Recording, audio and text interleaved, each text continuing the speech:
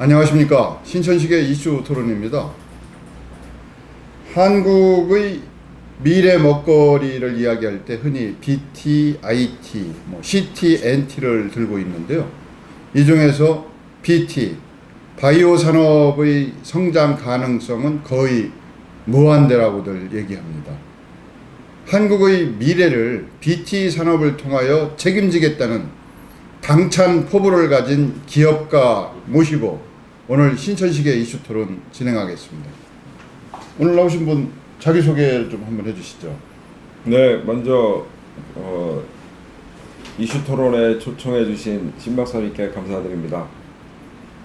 저는 바이오니아 대표이사를 맡고 있는 박한호라고 합니다. 박 대표님, 네. 지금 서울에서 내려오신다고 얘기 들었어요? 네. 무슨 일 때문에 서울? 오늘 그 산자부에서 K-브레인 두뇌 영양 기업 선정식이 있었습니다. 그래서 저희 회사가 두뇌 영양 기업으로 선정돼가지고 선정 인증서 받고 왔습니다. 그럼 이제 활동 무대가 대전을 중심으로 해서 서울을 중심으로 해서 세계 그 바이오니아를 소개해 주시기 전에 네. 그 바이오니아의 연구 인력들이 세계적 수준을 가지고 있다 이런 얘기를 밖에서 들었어요. 이제 외국 유명 대학 출신들도 많이 모셔왔다는 얘기를 들었는데 잠깐 좀 설명해 주시면. 네, 저희 회사는 미국의 샌프란시스코 인근의 미국 법인을 운영하고 있고요. 매년 미국에 있는 각 지역별 과학자 모임들을 많이 지원을 하고 있습니다. 그 네트워크를 통해서 미국에서 박사학위 받고 산업계에서 이제 일하고 싶어하는 그런 분들을 적극적으로 스카우트해서 대전 지역으로 많이 모시고 있습니다. 자, 여러분, 바이오니아가 어떤 회사인지 세계적인 인재 네트워크를 구축하고 있는 대전에 본사를 둔 세계를 향한 기업 소개를 이쯤에서 한번 직접 들어보겠습니다. 바이오니아 소개를 좀 한번 해주시죠. 예, 저희 회사는 1992년에 생명공학 연구원 창업 1호 기업으로 창립된 회사입니다. 그래서 흔히 이제 바이오 벤처 1호 기업이라고 얘기를 하고 있습니다. 2005년에 상장을 했고요. 현재 300명 직원이 대전에서 근무하고 있고, 저희 본사 위치는 대전 3공단에 위치하고 있습니다. 그리고 현재 직원은 연구 인력 100명 포함해서 300명 정도가 근무하고 있고요. 저희가 하고 있는 사업은 유전자 관련된 모든 연구용 제품들을 중심으로 해서 분자진단 제품 그리고 유전자를 타겟팅하는 그런 차세대 신약 개발 쪽으로 집중을 하고 있습니다. 간단하게 말씀드릴 수 있겠습니다. 근데 바이오니아의 주요 생산품 또 특허도 많이 갖고 계신 걸로 알고 있어요. 인터넷 들어가 보니까 바이오니아에 대한 이런저런 얘기가 많이 올라와 있더라고요. 이제 박한호 대표님을 평소에 자주는 아니지만 가끔씩 만나서 아주 탁견을 듣기도 하는 그런 입장이었습니다만 인터넷 들어가서 바이오니아의 무한 가능성 이런 것에 주목을 하게 됐었는데요.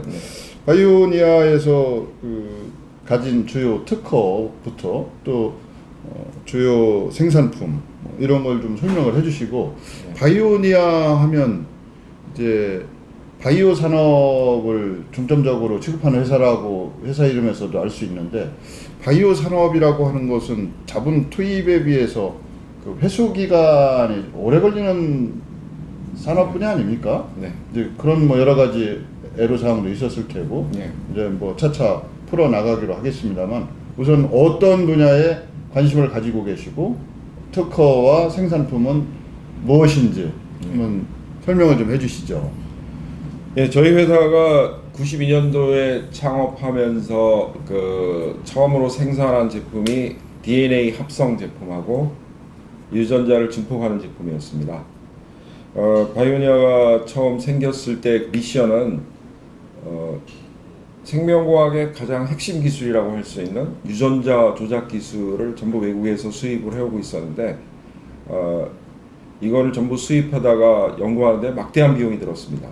또 외국에서 수입해서 들어오는데도 시간이 뭐 한 달씩 걸리고 그런 상황에서 도저히 우리나라가 앞으로 생명공학을 발전시키는 데 있어가지고 한계가 많이 있겠다 이런 생각이 들어서 유전자 기술을 완전 국산화시키자 그런 목표로 회사가 만들어졌고 그 이후에 이제 저희가 매년 한 30% 정도 매출액의 30% 정도 되는 금액을 지난 23년 동안 R&D에 계속 투자를 해서 거의 뭐 저희 회사가 개발한 제품들은 다 국내 최초로 개발한 기술들이고요. 지금 현재 저희가 주로 지금 판매하고 있는 것들은 유전자를 화학적으로 합성한 합성 DNA가 전체 마켓시어를 한 60-70% 정도 잡고 있고요. 대부분 저희 그 생명과학 하고 있는 대학이나 연구소 기업들은 저희 제품들을 다 쓰고 있습니다. 제품 수가 뭐 수천 가지 되지만은 대부분 전문가들이 쓰는 제품이라서 일반인들은 잘 모르실 것 같습니다. 일반인들 이제 저희가 그런 전문 제품들 개발을 이제 끝내놓고 유전자 기술들이 이제 진단과 치료제 쪽으로 발전해 나가고 있기 때문에 분자 진단 제품들과 그 다음에 이제 지금 좋은 치료제가 없는 그런 질병들 대상으로 해서 차세대 혁신 신약들을 개발을 해나가고 있습니다. 여러분들이 아마 일반인들이 잘 아실 것 같은 것들은 이제 신종플루 왔을 때 신종플루 확진 키트라는 거를 들으셨을 겁니다. 그 신종플루 확진 키트는 저희 회사에서 국내 시장의 한 70%를 저희 회사에서 공급을 했습니다. 그리고 또 이번에 메르스에 또 터졌는데 메르스 확진 키트 저희가 이미 작년도에 개발을 해놔가지고 메르스 키트들도 여러 병원들에 많이 공급을 했습니다. 그리고 이제 R&D 쪽에서 계속 개발해왔던 것들 중에 또 일반인들이 많이 관심을 가질 수 있는 것들이 저희가 모유에서 유래된 항비만 효과를 가지는 그런 새로운 유산균을 찾아가지고 그걸 임상 실험을 통해서 작년 말에 식약처에서 기능성 인증 2등급을 받았습니다. 그 항비만은 이제 뚱뚱해지지 않는 그런 어떤 그 약이라는 얘기입니까? 예, 그 체지방을 감소시켜주는 예. 그 효과를 임상 시험을 통해 가지고 확인을 해서 그걸로 이제 저희가 인증을 받았고요. 이 장내 체지방 감소에 도움이 되는 그런 제품인데 그런 것들이 나오게 되면 좀 더 일반 저희 고객들이 친숙해질 수 있는 그런 제품들이 나올 것 같습니다.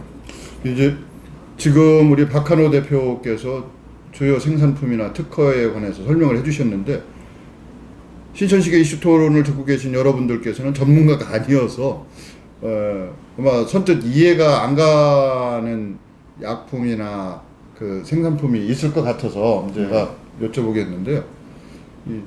예를 들면 이제 기업이 안정적으로 세계적 경쟁력을 갖는다 그러면 1조 클럽에 가입하는 것을 뭐 나누는 분들이 계시더라고요.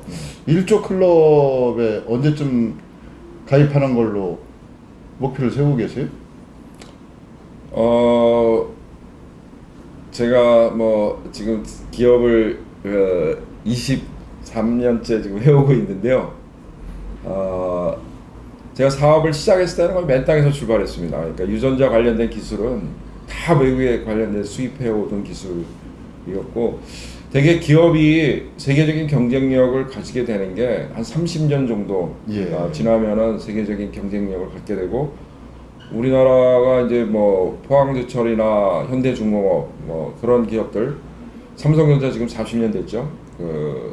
30-40년 정도 되면은 세계 1등 기업으로 다 올라갈 수 있는데 저희 회사는 이제 뭐 기술 도입해가지고 시작한 게 아니고 자체적으로 기술 개발하면서 계속 해왔는데 한 30년 정도 될 때 저희도 세계적인 기업으로 우리 분야에서 전 세계 모든 사람들이 알아주는 그런 기업으로 만드는 게 목표입니다.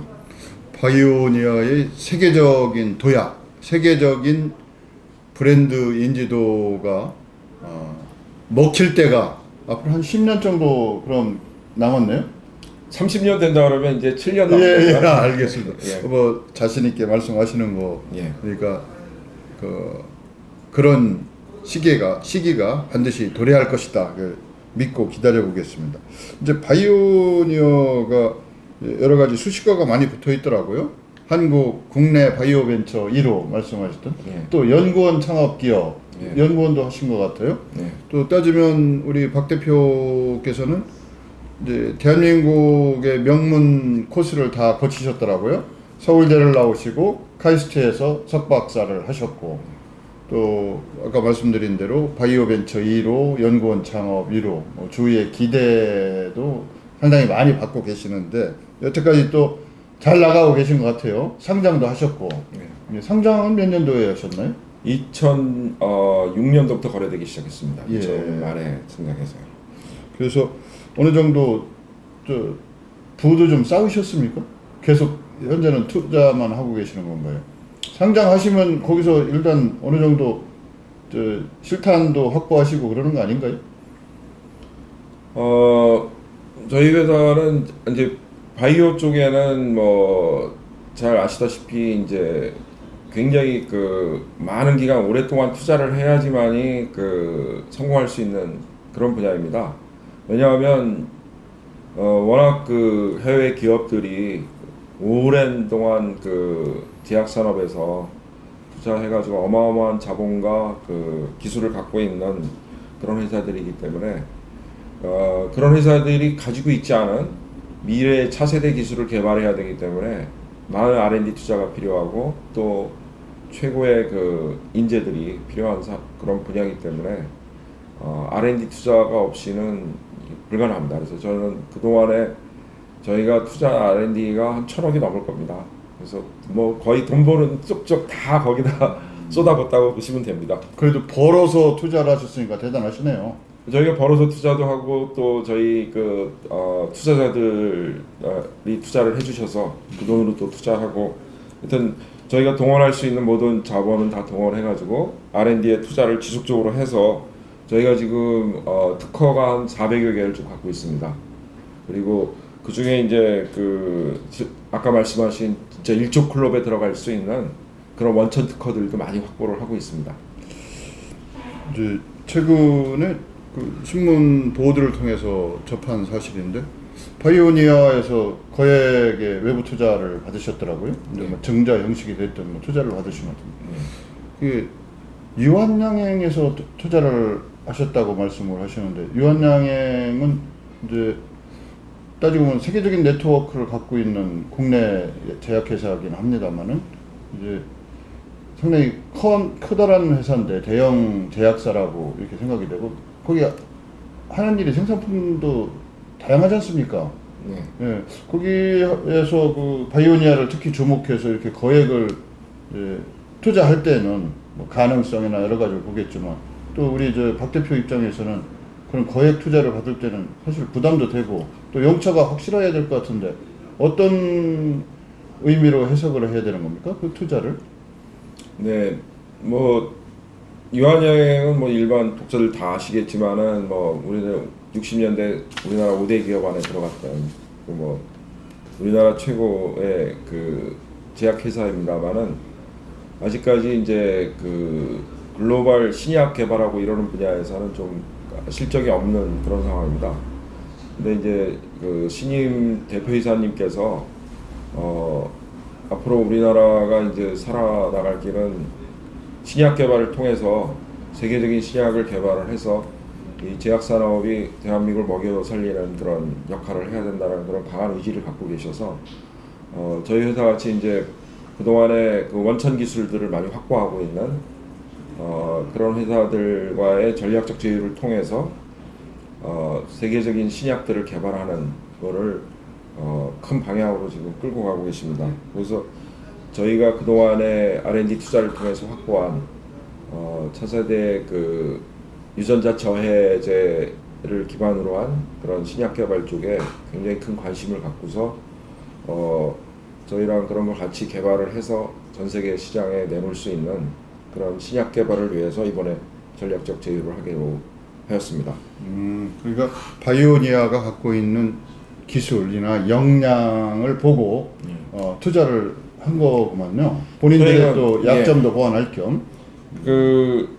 유한양행은 뭐 임상 개발이라든가 이런 시장을 보는 시각이라든가 이런 것들은 뭐 그 국내 1위 제약 회사로서 뭐 저희하고는 역량이 비교가 안 될 정도로 이제 탁월하지만은 저희는 유전자 분야에 23년 동안 이제 집중해가지고 기술 개발을 해왔기 때문에 저희가 개발한 기술도 세계 정상 수준에 올라가 있고 특히 이제 저희가 확보한 그 원천 특허들은 미국이나 유럽 뭐 중국 전 세계 주요 국가에 다 등록이 돼 있고 그런 특허들을 기반으로 임상 개발 기술과 이런 원천 기술이 두 개가 그 융합이 됐을 때 지금 글로벌 기업들이 만들지 못하는 새로운 신약들을 갖다 만들 수 있는 가능성이 충분히 있기 때문에 뭐 그런 것들을 보고 이번에 저희가 전략적 제휴를 하게 되었습니다.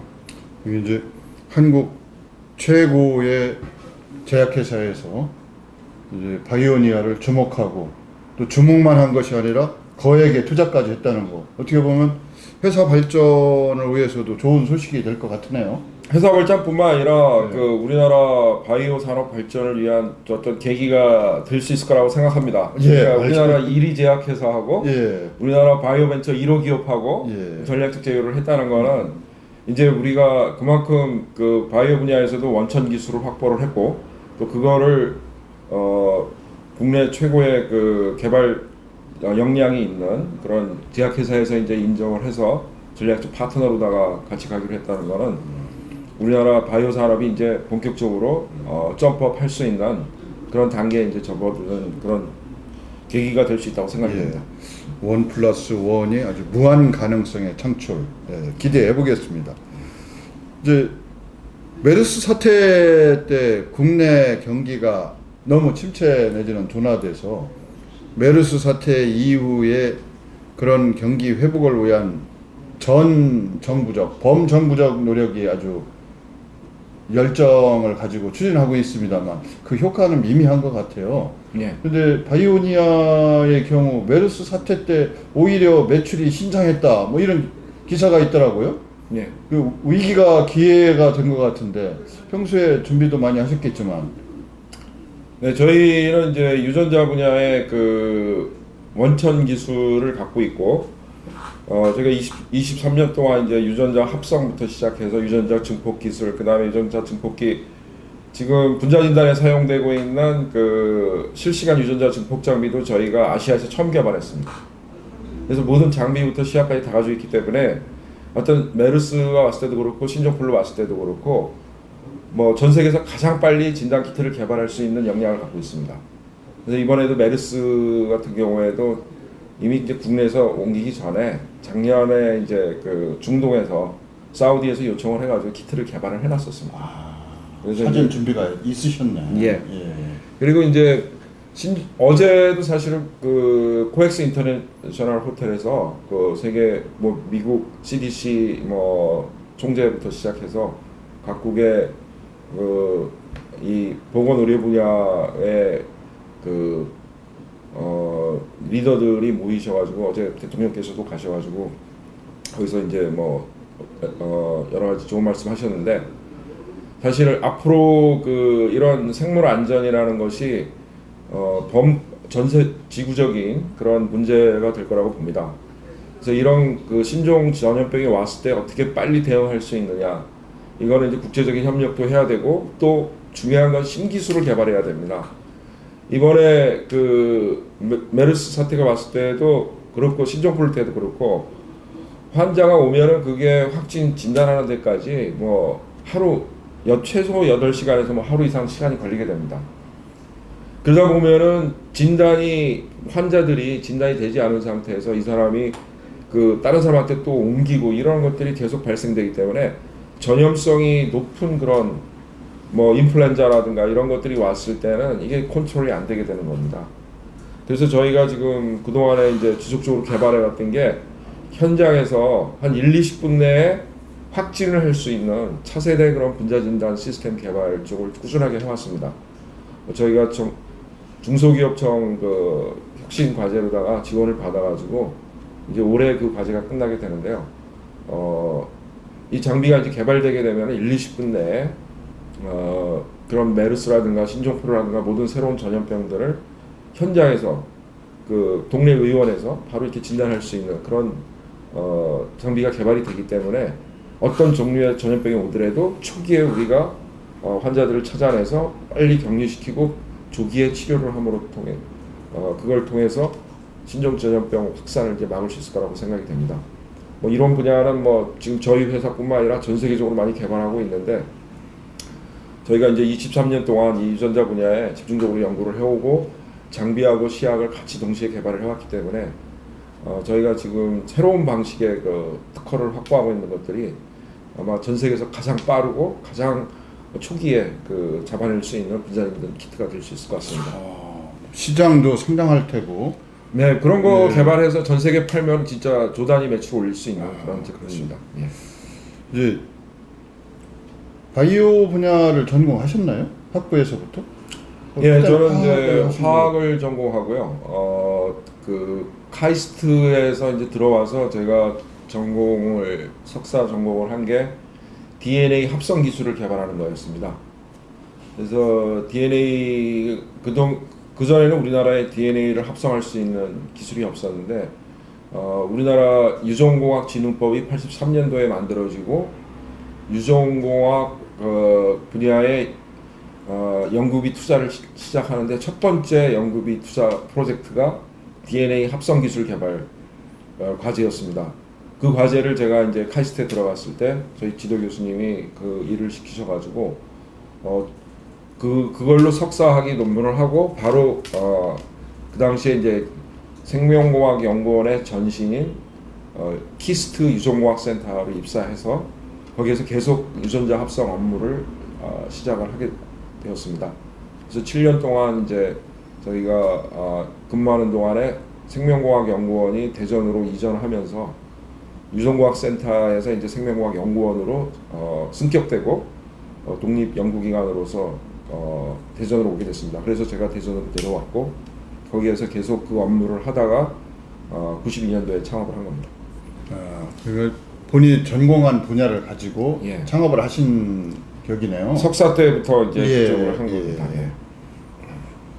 이제 바이오 시장의 전망, 미래를 또 잘 읽으셨을 것 같은데 본인 전공도 있고 창업을 또 일찍 하신 것 같아요. 예, 저희가 이제 그 학위 끝나고 바로 시작을 했습니다. 그런 경우도 30대. 상당히 특별한 경우인 것 같은데 뭐 이유가 있으셨어요? 어떤 계기가 있든지? 사실 생명과학 쪽이 이제 외국에서 다 모든 제품들을 다 수입하다가 하니까 이게 마치 그 외국에서 무기를 더 사다가 그 나라하고 전쟁하는 것 같은 그런 상황이었습니다. 그래서 이런 생명과학의 핵심적인 기술들, 제품들을 국산화 시켜가지고 국내에서 많은 사람들이 연구할 수 있게 만들지 않으면은 우리나라 생명과학의 미래 비전이 없다. 저는 그렇게 판단을 했습니다. 그래서 사실 학위 끝나고 MIT에 이제 포닥을 갈 수 있는 거를 우리 실장님이 다 어레인지를 해놓으셔가지고 MIT로 가기로 돼 있었는데 제가 이제 그걸 포기하고 바로 창업해서 수입에 의존하던 뭐 여러 가지 제품들을 다 국산화 시키고 했는데 사실은 뭐 그때 안 간 게 잘 판단을 한 것 같습니다.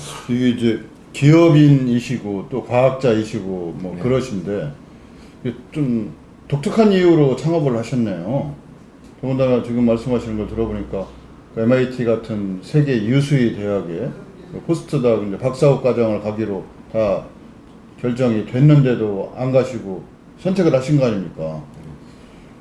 그 바이오 시장에 대한 어떤 전망 뭐 이런 것도 있으셨을 것 같아요. 그 세계 바이오 시장의 전망을 해주신다면 연간 시장 거래액이라든지 앞으로 향후 10년 후, 뭐 30년 후 뭐 어떻게 커질 것인지 뭐 이거에 대한 어떤 그 구체적인 건 아니더라도 대략 한번 예상을 한번 해주신다면. 예. 바이오, 그러니까 제가 이제 뭐 대학 다닐 때 그 제가 이제 80학번인데요.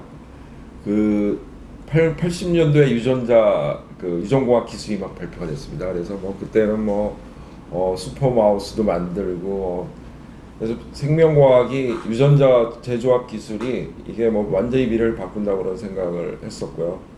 실제 이제 그 당시에 생겨났던 기업들이 미국의 제넨텍이라든가 암젠 이런 회사들이 다 이제 세계적인 그 제약 기업으로 성장을 했습니다. 그때 80년도에 출범해가지고요. 예.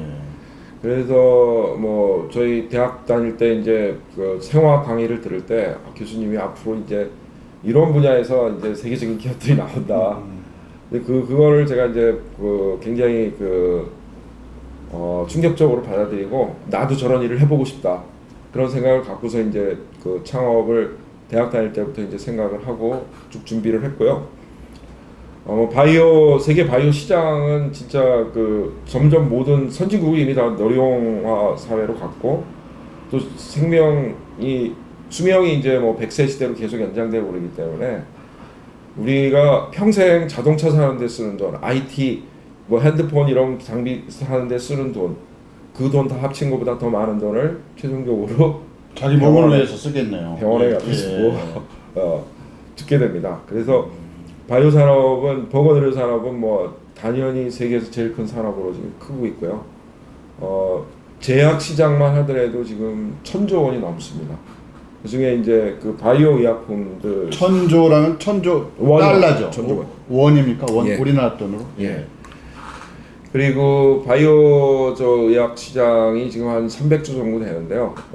지금은 뭐 항체 의약품 시장이 주종을 이루고 있지만은 저희가 지금 하고 있는 그 RNA 저해제, 유전자 저해제 시장이 그 다음 세대를 또 이끌어갈 수 있는 가능성이 상당히 높기 때문에 그 분야에 이제 또 새로운 신약들이 나오면서 패러다임 바꾸게 되면은 이제 저희 같은 회사가 이제 세계적인 회사로 클 수 있는 가능성이 있다고 봅니다. 뭐 지금 박 대표님 말씀하시는데 전문 용어가 많이 나와서 예를 들면 DNA 이것도 좀 헷갈릴 수가 있어요. 근데 저는 제가 기억하는 건 DNA 무슨 나선현 구조, 뭐 왓슨인가 뭐 이런 네. 분 얘기가 있고 그러는데 그 DNA가 뭔지 이런 것 좀 한번 설명 좀 간단하게 좀 해줘 보시죠.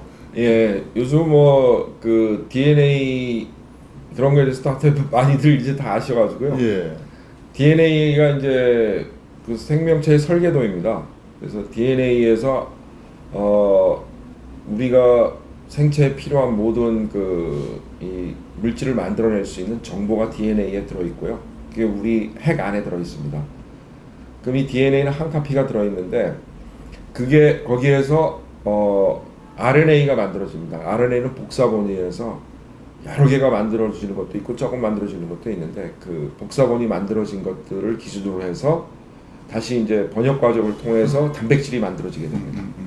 그 단백질이 이제 실제로 그 뭐 촉매 역할도 하고 좀 더 구조체 역할도 하면서 우리 몸을 다 구성을 하는 겁니다. 그럼 바이오니아가 관심 갖고 있는 분야는 그 단백질 제조 그 단계입니까? 아니요, 그 전 단계 이제 복사 단계입니까? 저희는 이제 DNA를 만드는 걸 처음으로 시작했고요. 아 DNA부터 예, DNA 원천적으로. 합성하는, 예. 예. 그 다음에 이제 RNA 합성하는 기술을 또 개발했고요. 예. 그리고 이제 98년도에 RNA 저해라는 현상, RNA 저해 현상이라는 것이 발견이 돼가지고 2006년도에 노벨상을 받게 됩니다. 이거는 RNA 만들어진 거를 그 RNA 저해제가 가서 붙어버리면은 그 물질을 분해하거나 이 번역으로 되는 과정을 갖다가 정지시켜가지고 단백질이 못 만들어지게 합니다. 아. 그래서 그걸 이용해서 이제 지금까지 약들은 병의 원인이 되는 단백질에 가서 그 단백질을 작동 못하게 뭐 화학약품이라든가 또 항체로 해가지고 그 단백질을 가서 붙잡아가지고 기능을 못하게 함으로써 이제 병을 치료하는 그런 약들이었는데 새로운 개념의 RNA 저해제 약은 이 단백질을 아예 그 병의 원인이 되는 단백질을 아예 못 만들게 하는 겁니다. 그래서 가장 원천적이고 근본적이고 확실한 그런 방법이네요. 그럼 따지면. 예, 그러니까 98년도에 그 발견된 이후에 2000년대 들어와서 이제 새로운 개념입니다. 그래서 그걸 기준으로 해서 지금 많은 이제 약을 만들려는 시도들이 있고요. 현재 지금 한 70개 정도의 그 신약 개발 프로젝트들이 전 세계에서 진행이 되고 있고요. 저희가 이제 이번에 그 유한양행하고 전략적 제휴를 해서 나가는 분야도 바로 이 분야에 이 기술을 이용해서 지금 치료제가 없는 그런 것들을 개발하는 그런 분야에 집중을 할 겁니다. 이제 어떻게 생각하면 처음에 창업하게 된 계기도 그렇고 또 지금 말씀하시는 그런 내용도 그렇고 이 어떤 그 통상적으로 우리가 기업 활동을 할 경우에는 수익성 확보라고 하는 측면이 우선순위 1번에 들어갈 수가 있거든요. 근데 그거보다는 어떤 더 큰 명분을 가지고 대의를 위해서 기업을 창업하셨다 뭐 이런 생각이 들어요. 또 거기다가 얼마 전에 우리 박 대표님 만나서 얘기 들을 때 나는 적어도 10만 명 정도의 사람을 먹여 살 수 있는 그런 회사를 만들고 싶다 이런 말씀을 하셨어요. 예. 그게 이제 본인의 기업관입니까? 또 기업관이라고 하면 왜 그런 생각을 하시게 됐는지 뭐 너무 저희가 좀 전문적이고 딱딱한 얘기만 하는 것 같은데 그 얘기를 한번 좀 해주시면 조금 누그러질 것도 같고요. 예, 뭐 기업하는 분들이라면 뭐 다 뭐 그 정주영 회장님이나 이병철 회장님 같이 그런 많은 사람들을 같이 먹여 살릴 수 있는 그런 기업을 만드는 그게 꿈이라고 생각이 됩니다. 근데 이제 저도 이제 뭐 사업을 시작하면서 이런 제가 대학원 때 공부한 그런 그 전문 기술, 과학 기술을 통해 가지고 이런 많은 사람들이 사회에서 같이 잘 살고 또 사회를 발전시켜 나가는 그런 기업을 만드는 게 뭐 인생에서 가장 큰 보람이 아니겠습니까? 그래서 그런 목표를 갖고서 이제 하다 보니까 단기간에 어떤 이익을 내고 이러는 거에 투자해서 저희가 편하게 잘 먹고 잘 사는 것보다는 좀 더 원천적으로 세상을 바꿀 수 있는 그런 기술들을 개발을 해서 많은 사람들이 더 혜택을 볼 수 있는 그런 쪽에 좀 더 저희 집중해서 바이오니아를 끌고 나왔습니다.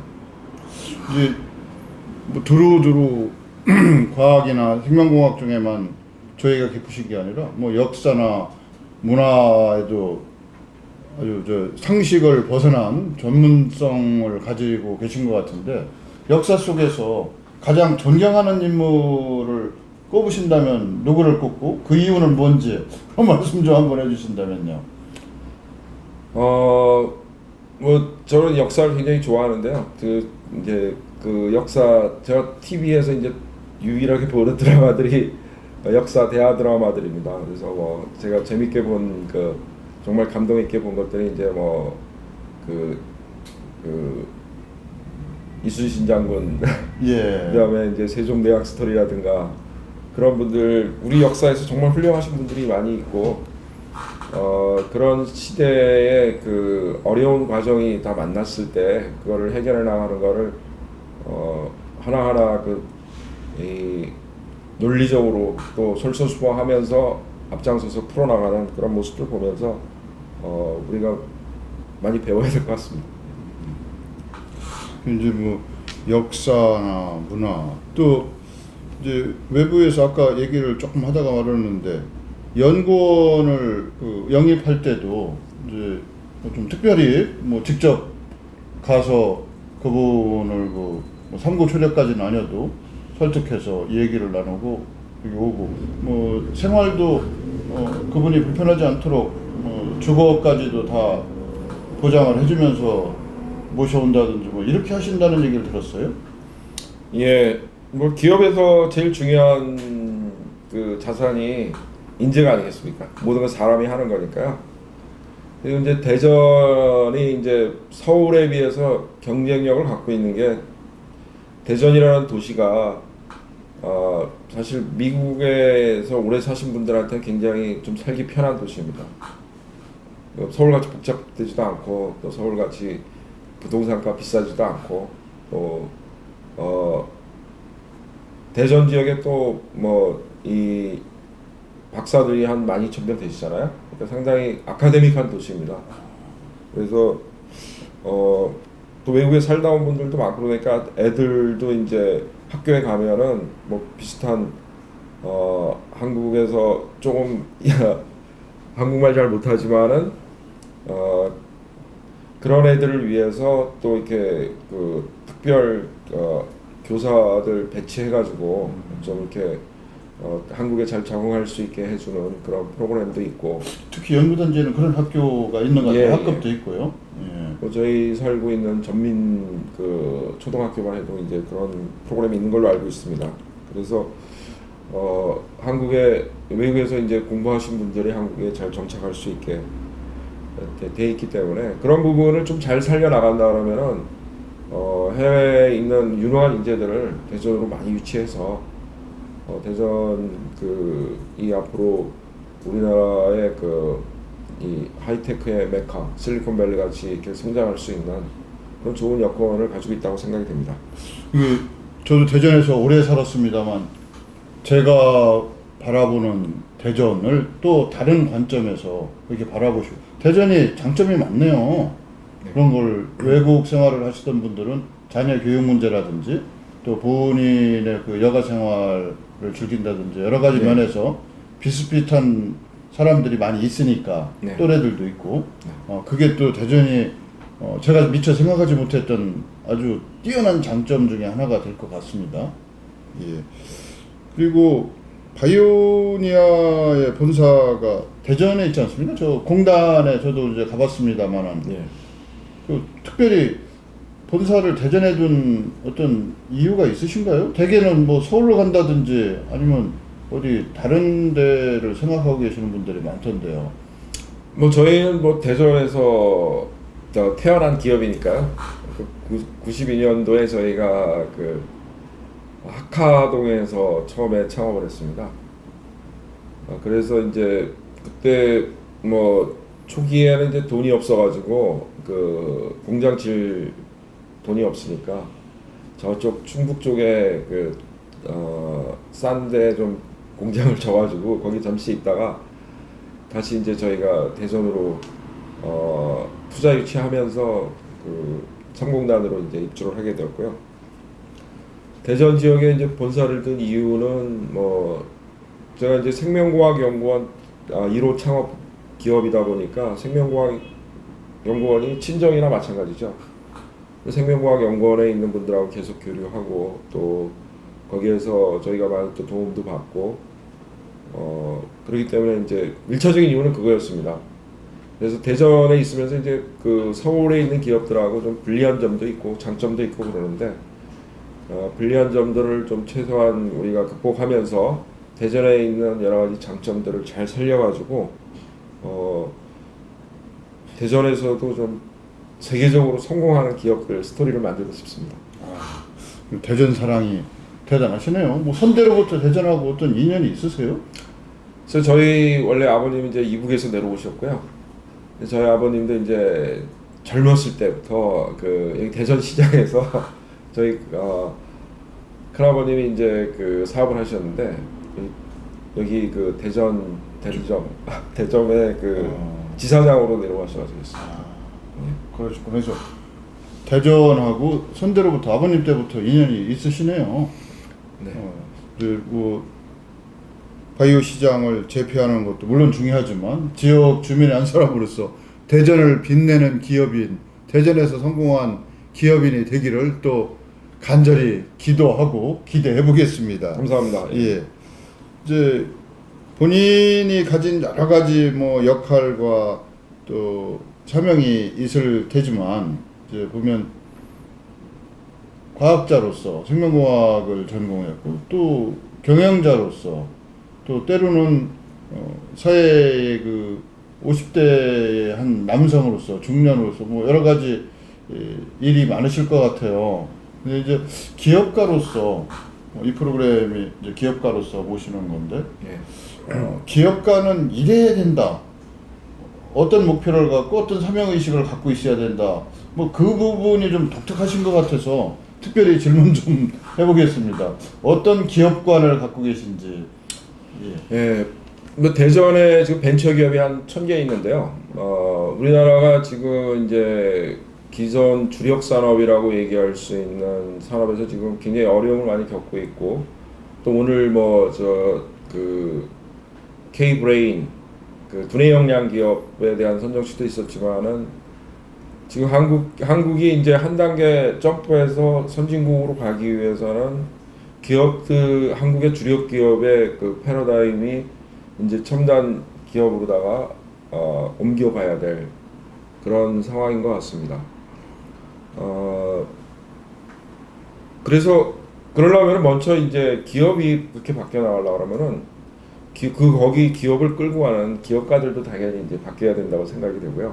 기존에 우리나라 기업들을 키워온 그런 정말 존경받는 그런 대기업 창업하신 그런 분들은 거의 이제 장사부터 시작했었던 분입니다. 사실 과학기술 기반이라는 건 없이. 근데 제가 생각하는 이제 기업가라는 건 한국의 그 미래의 기업가라는 그 정의는 새로운 기술과 새로운 아이디어를 갖고서 기존에 없었던 새로운 가치를 만들어낼 수 있는 그런 이노베이션을 통해서 자기가 새로운 상품이나 서비스를 만들어서 그걸로 고객들에게 새로운 가치를 전해줄 수 있는 그게 이제 기업가의 정의라고 저는 생각이 됩니다. 대전에 있는 많은 벤처 기업들이 아마 이제 이 분야에서 자기 분야에서 적어도 10년 이상씩 그 전문 기술 분야를 가지고서 현재 지금 기존의 기술로도 안 되는 것들을 뭔가 개선한 그런 아주 혁신적인 제품이나 또는 이제 좀 더 나은 제품들 이런 걸 가지고서 창업을 해서 나오고 있는 거고요. 그래서 그건 사실은 지금 세계 경제를 주도해온 그 미국에서의 기업가의 정의입니다. 미국에서 기업가라 하면은 뭐 새로운 거 뭔가 그 발명을 하고 새로운 비즈니스 모델을 만들어서 그걸로 이제 그 투자자들한테 돈을 받아서 창업을 해서 많은 사람들한테 새로운 가치를 제공해 주는 사람, 이게 기업가의 정의입니다. 또 우리나라도 이제 선진국 경제로 넘어가는 단계에서 기업가의 정의라는 것이 이제 그런 식으로 자연스럽게 바뀌어갈 거라고 봅니다. 네. 이제 뭐 아직은 성공을 향해 가는 장도의 도중이라고 뭐 본인도 그렇게 말씀을 하셨고요. 네. 이게 완성은 아니지 않습니까? 네. 예. 뭐 다만 이런 목표를 이제 달성할 수 있는 가능성이 훨씬 커졌다, 뭐 이렇게 생각이 되는데요. 맞습니다. 기업을 하시면서 어려움도 많이 있으셨을 것 같아요. 항상 탄탄대로만 걸으셨던 것은 아닐 것 같은데 어떤 점이 어려우셨어요? 저희가 이제 회사가 이제 23년 되다 보니까 뭐 그동안에 우여곡절들 많이 겪었는데요. 저희 회사가 이제 바이오 업종이다 보니까 바이오 업종은 뭐 당장 이렇게 돈 벌 아이템들이 많지가 않습니다.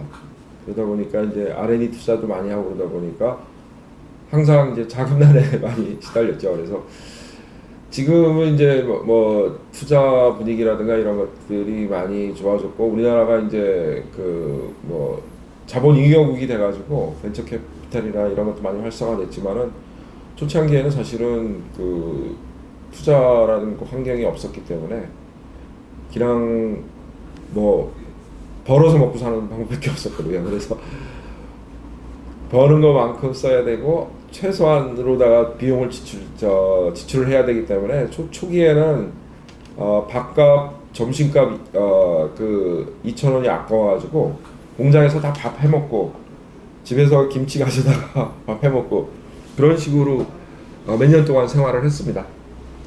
그런 것들이 이제 있었기 때문에 저희가 이제 계속 그 자본 축적하면서 R&D도 계속하고 해올 수 있었던 거고요. 중간에 이제 저희 그 회사에 또 저희가 화학 합성, DNA 합성을 하면서 여러 가지 화학 물질 취급하다 보니까 이게 화재가 2번 났습니다. 그렇죠. 그래가지고 DNA 합성기라든가 생산 라인 중요한 것들을 다 손실을 해가지고 거의 회사가 이제 뭐 망하기 일본적까지 갔었는데 그리고 또 직원들이 일치단결해가지고 그 정말 밤새면서 우리가 화재 복구하고 이렇게 해서 잘 이겨나왔고요. 뭐 IMF나 저희가 2008년 뭐 금융위기나 이런 거 다 같이 겪으면서 정말 은행에서 돈도 안 빌려주고 뭐 그렇게 힘들 때는 전 직원들이 그 직원 내보내지 않고 25% 급여를 1년 동안 다 줄이고서 같이 허리띠 졸려매고 같이 어려움을 극복한 그런 상황도 있었고요. 기업이라는 거는 뭐 가장 중요한 게 그 지속적으로 생존해서 결국은 살아남아야지 미래가 있는 거고 그럼요. 또 거기에 또 새로운 기회가 주어지는 거기 때문에 그런 강한 생존력을 가지고서 갈 수 있는 거는 무엇보다도 전 직원들이 같이 하나가 돼서 미래 비전을 갖고 지금 어려운 상황을 극복해 나갈 수 있는 그런 기업 문화라고 생각이 됩니다.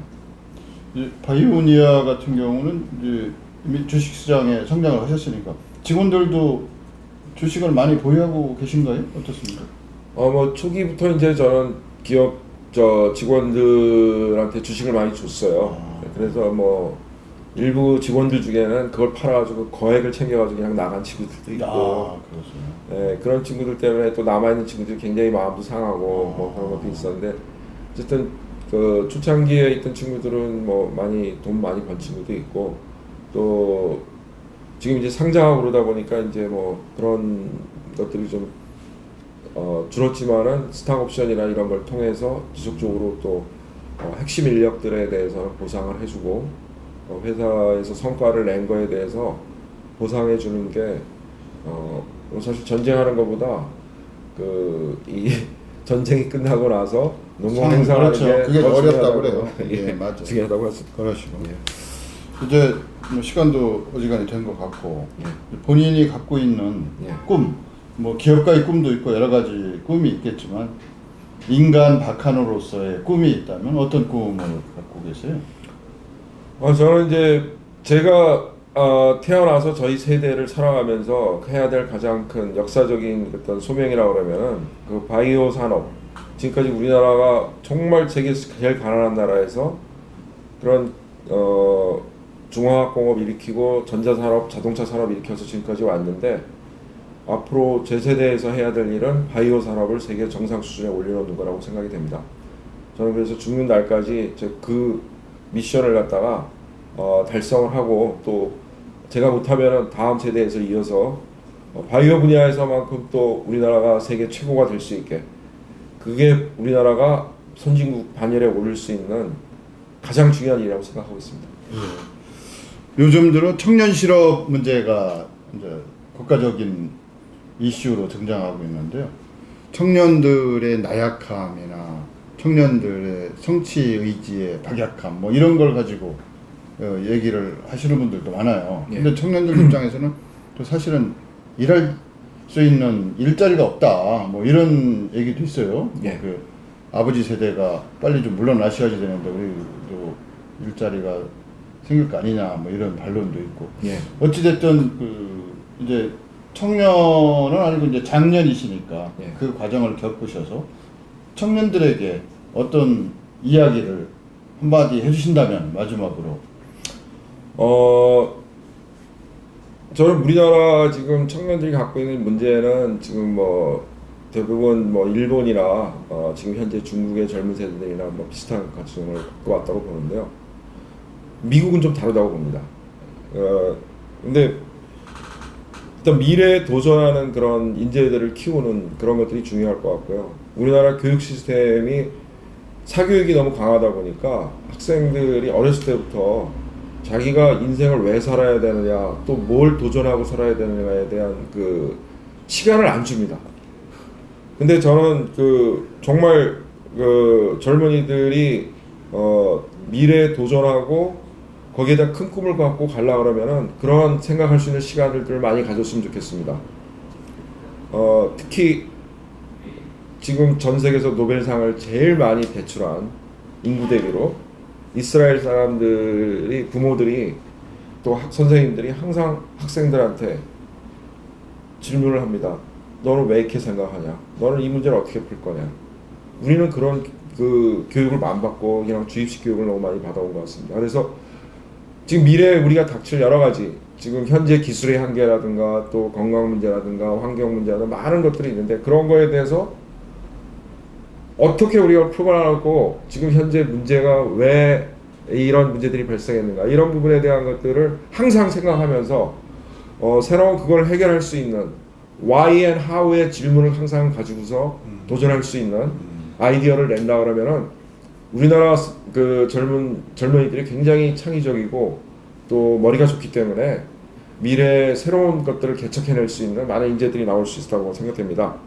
저희 회사에서도 이제 그런 인재들 항상 뭔가 문제의식을 갖고 근본적인 것들을 갖다 해결하려고 도전하는 그런 인재들을 항상 찾고 있습니다. 신천식의 이슈 토론에서는 바이오니아의 박한호 대표와 이야기를 나눠봤습니다. 기업인으로서 성공하기가 쉬운 건 아닙니다. 그러나 기업을 왜 하는지에 대한 분명한 목표의식과 그런 목표를 어떻게 달성할지에 대한 확실한 전략을 갖고 있다면 그 기업은 반드시 성공할 것이라고 생각이 됩니다. 더불어 그 기업인도 존경받는 기업인으로 등장할 것이라고 그런 확신을 갖게 됩니다. 바이오니아의 성공, 그것이 대한민국의 미래의 성공과 연결될 수 있기를 간곡히 기대하면서 오늘 신천식의 이슈토론 이만 마치겠습니다. 고맙습니다. 감사합니다.